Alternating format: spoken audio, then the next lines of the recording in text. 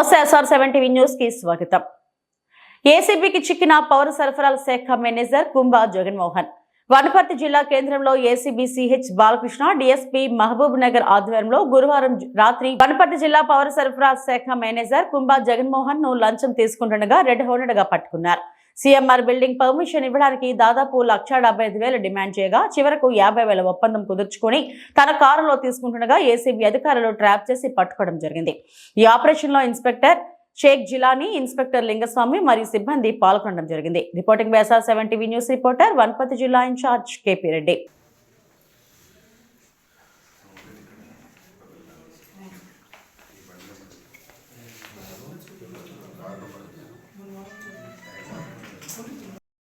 ACB Mahbubnagar range మాకు వచ్చినటువంటి ఫిర్యాదు పైన ఈరోజు కేసు నమోదు చేసుకొని ఈరోజు డిస్ట్రిక్ట్ సివిల్ సప్లై మేనేజర్ అయినటువంటి కుంభా జగన్మోహన్ గారిని ఈరోజు ట్రాప్ చేయడం జరిగింది.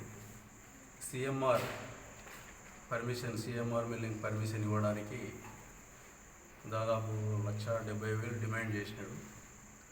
1,70,000 డిమాండ్ చేస్తే ఆయన రిక్వెస్ట్ పైన 50,000కు అంగీకారం తెలుపనైనది.